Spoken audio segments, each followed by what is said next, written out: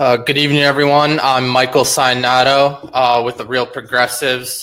This evening, I'm sure everyone just got done watching the Medicare for All town hall. I think it's over by now. This evening, our guest is Lindsay Brown, who is running for Congress in New Jersey's 7th Congressional District. Lindsay, thanks for coming on. I know you've been on before. So can you start us off by telling us a little bit about why you're running for Congress and a little bit about your strategy, because you are a progressive, but you're running on the Republican ticket against the Republican incumbent. So can you tell us a little bit about that? Sure. So I guess just like a really quick intro. My name's Lindsay. I live in New Jersey. I live in New Jersey's 7th District, which is where I'm running for Congress. I'm running in the Republican primary against Leonard Lance, who is rated Congress's least effective congressman. And that's not just me campaigning, that's actually a statistic. So I am a web developer, very much just like an average person. This is my first foray into politics. And what really inspired me to run was a combination of hearing the statistic of how infrequently women run and how difficult it is to convince women to run on their own. And also just watching the direction of politics in our country over the last, a couple of decades that I've been alive. And just becoming more and more fed up with the system and feeling like, making calls to my representative and marching in protests is really not nearly enough when I could run for office and affect much greater change that way.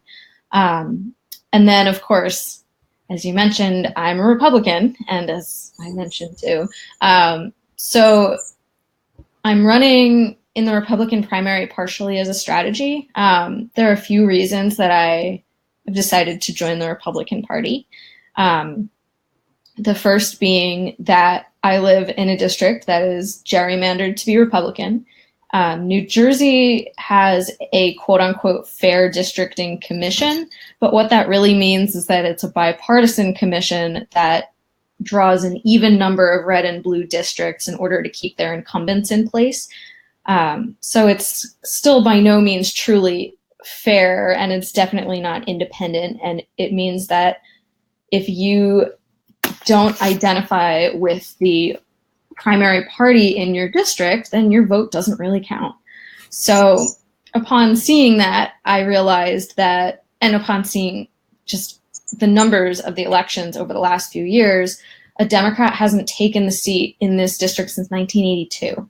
And last year in the general against our current sitting incumbent, we had a really amazing progressive candidate run in the Democratic Party, Peter Jacob, who was actually endorsed directly by Bernie Sanders and Our Revolution. And he still came 11 points shy of getting the seat, which was the closest that anyone has come to unseating this particular incumbent. So that really said to me, and Peter even said it himself, when he was out canvassing, he would talk to voters and they would have really, really great conversations about policy, and they'd really align with him on a lot of progressive issues. And then just as he's asking for their vote, they'd go, yeah, but I'm sorry, man, I can't vote for a Democrat. Like, that's just how entrenched it is. And so that kind of continued to cement this idea within me that we can do just as much good infiltrating the Republican Party as we can infiltrating the Democratic Party to bring about change.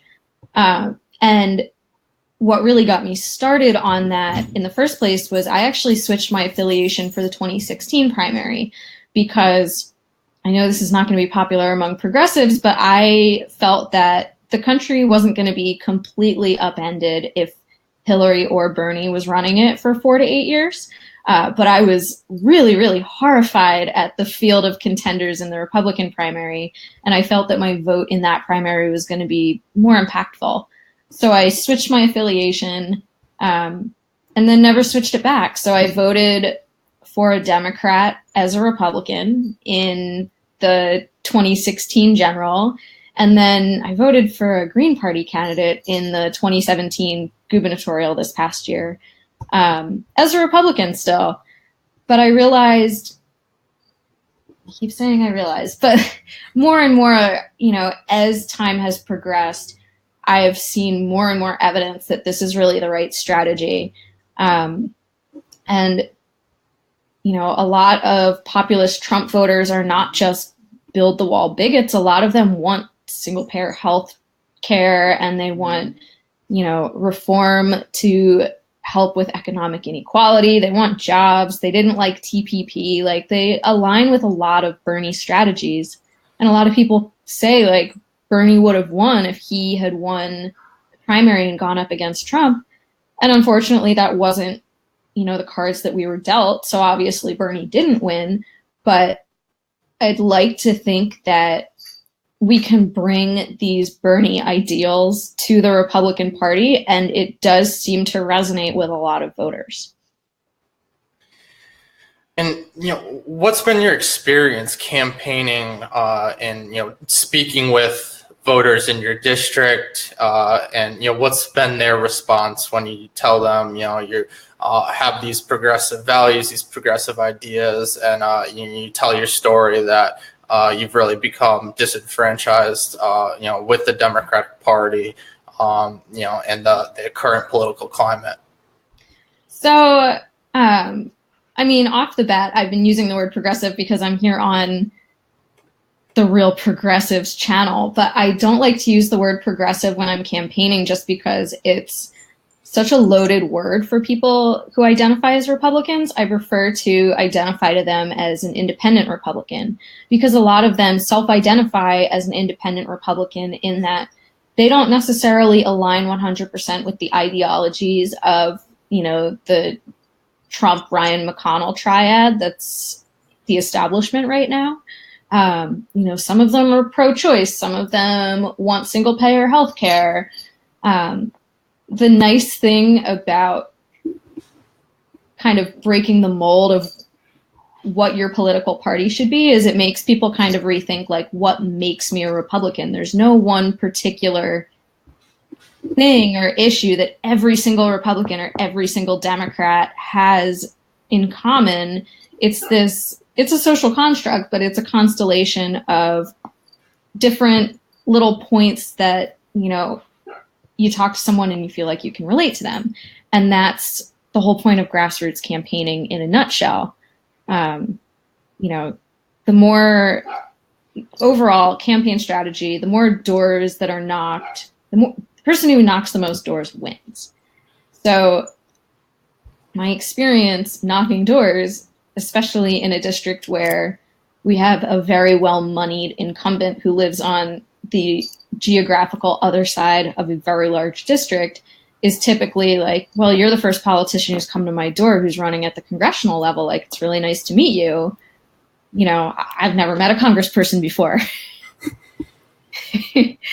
So, right off the bat, they're just excited that someone's even saying hi to them, that someone is listening to what's important to them and not just, campaigning and throwing out a bunch of rhetoric.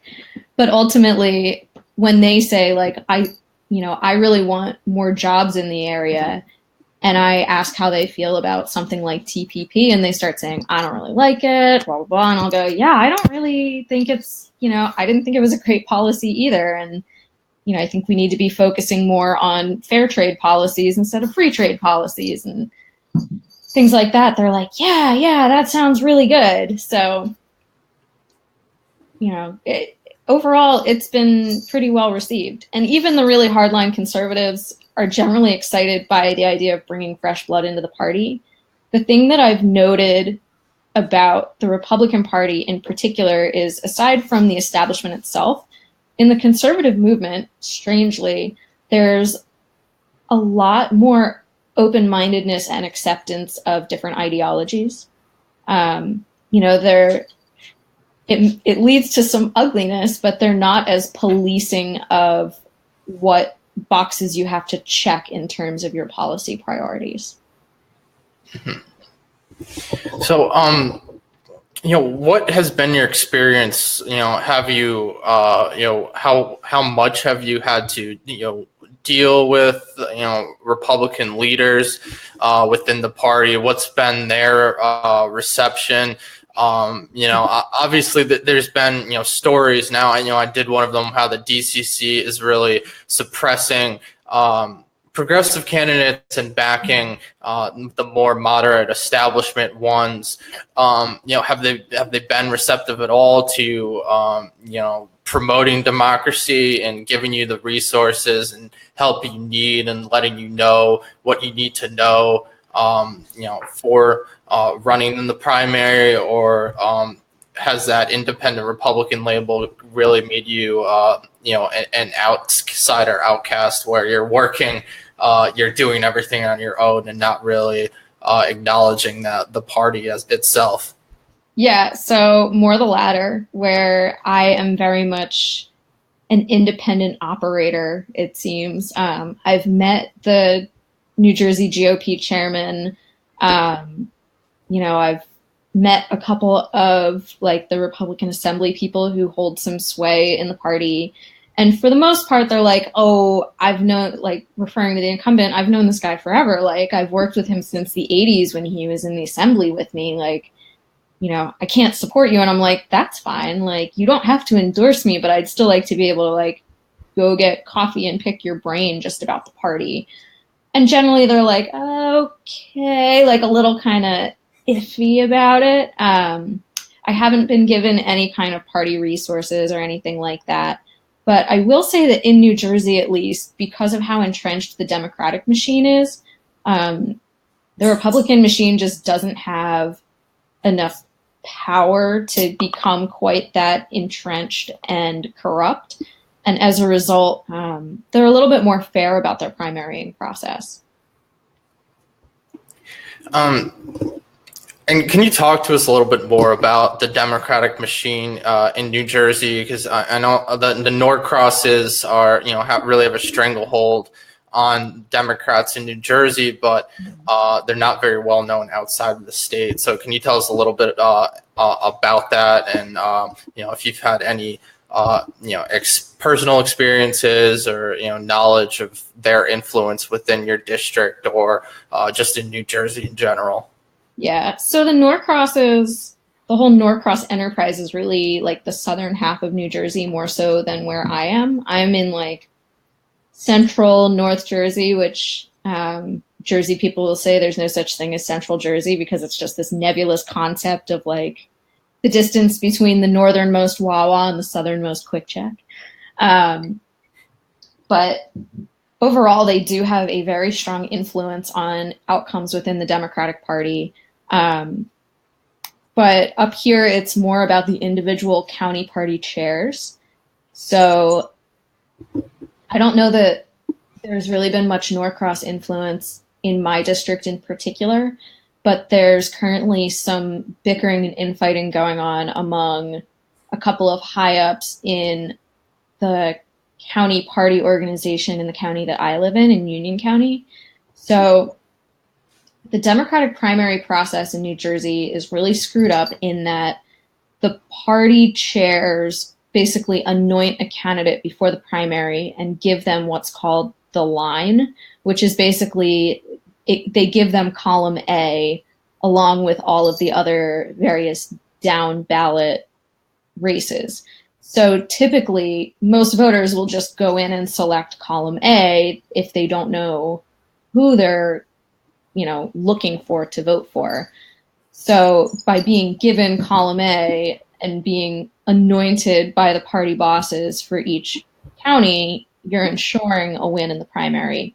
And at least in the 7th district and also in a neighboring district in the 11th, what we've seen time and again is that the party bosses, when they have multiple candidates to choose from, hands down, they're going to pick someone who's much more friendly to the establishment. So in the 11th district, even though there are still several other people in the Democratic primary who are still running, the 11th district county chairs have all picked Mikey Sherrill, who's very much the establishment favorite. And there's been a lot of outcry about the fact that we're still 5 months out from the primary, and they've already basically decided that she's their person.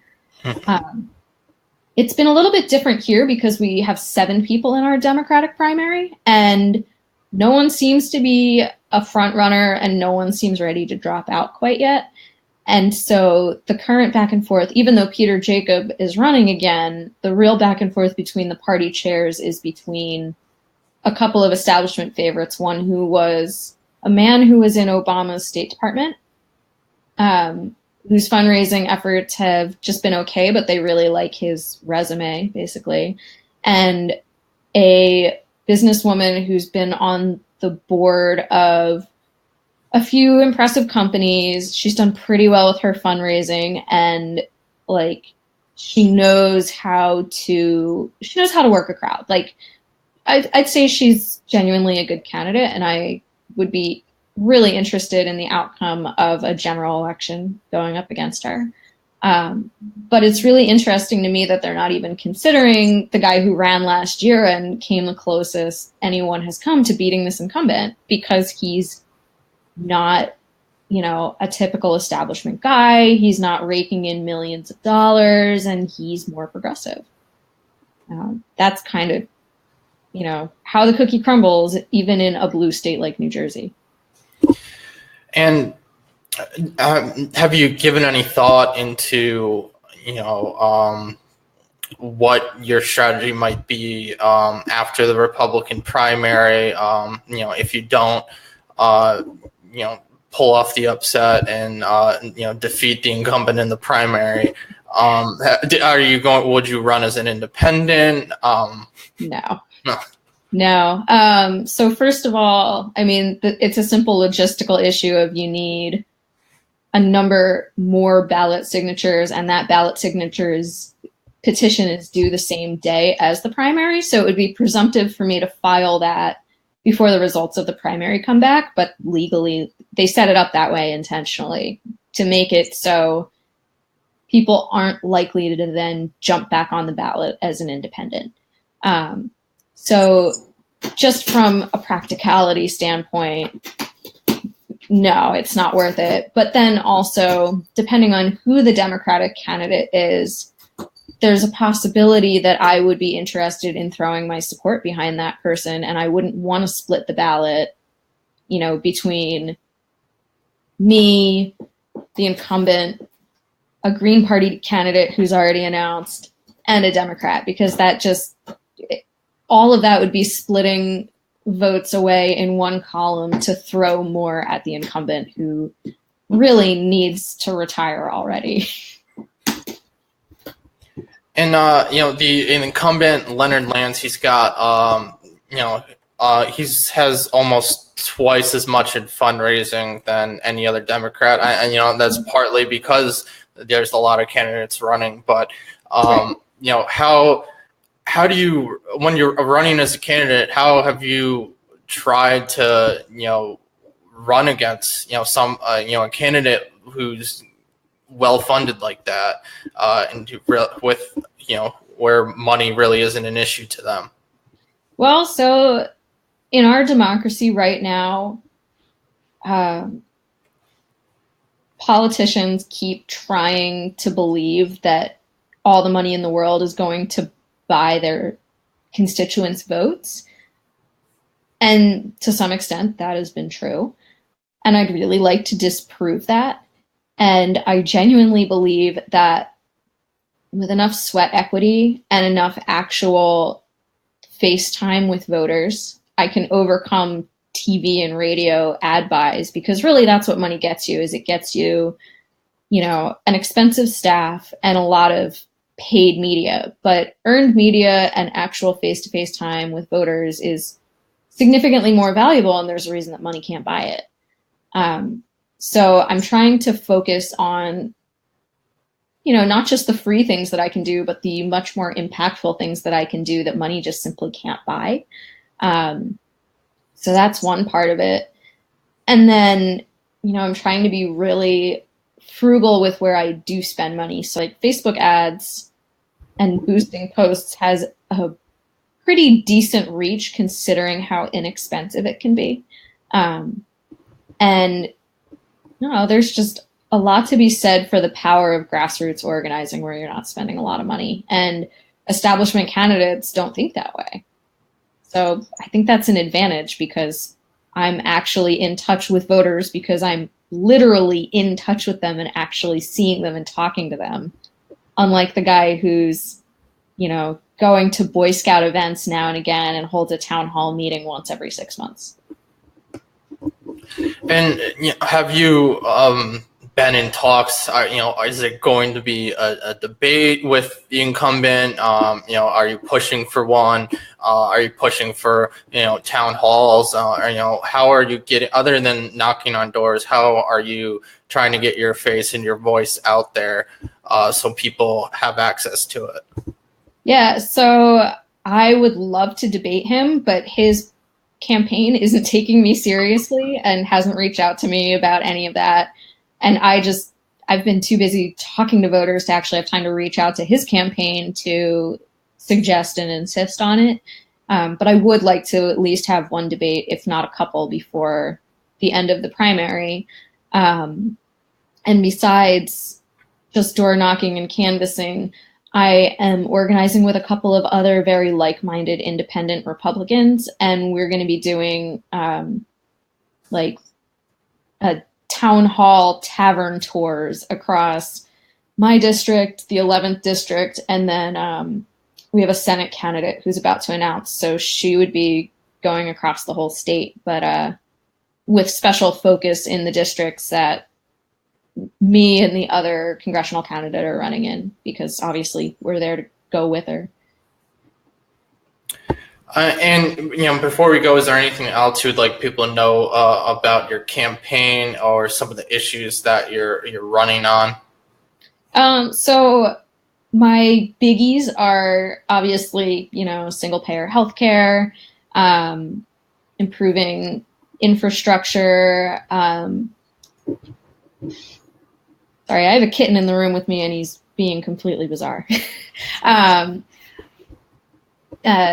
Improving the environment and making sure that it stays green for our children and grandchildren, and, trying to fix some of the damage that previous generations have imposed upon our poor earth.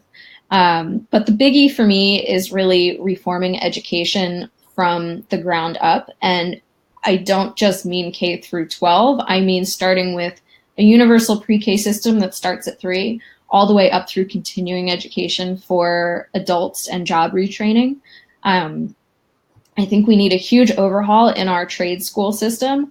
And part of that is making it more readily accessible and affordable. Part of that is erasing the stigma of going into a trade so that more people do it. And another part of it is, ideally, I'd really like to see every American with a high school diploma also graduate with a trade when they graduate from high school. So you can then go on to college and you have something in your back pocket, or you can actually go on and live a comfortable life with a solid career in your given trade with just a high school diploma. Because, not everyone is built to go to college for a variety of reasons, and that is perfectly okay, and it needs to be more economically okay in our country. And then if you do decide to go to college, college needs to become more affordable. We can't be paying off our student loan debt, until we're in our 50s, because my husband graduated with a mortgage of student loan debt after his program. We're still paying it off, and it delayed us buying a house by a few years. It's, ultimately delayed our decision to have kids. It's a lot of money to owe back that in some cases you may never even make it back all of the way, depending on how your job prospects play out. So all of those various aspects of the education system are really, I think, fundamental to rebuilding all of the systemic inequality of opportunity that we see, because education really is the great equalizer. And if we can overcome that, so we really are giving truly equal educational opportunities to every American citizen, I think we'll see a huge change in a lot of the social issues that we see, as well as economic problems. All right. Well, Lindsay, it was great to meet you. Thank you for coming on the show this evening. For everyone watching, check out her congressional page. I'll post it in the comments. Her primary is in June, so keep an eye out for that as well. And I will be back on at 10 o'clock with Nevada congressional candidate Herman Ferrari. Lindsay, thank you again. Thank you. Have a good one. All right, you too. Good night. Thanks.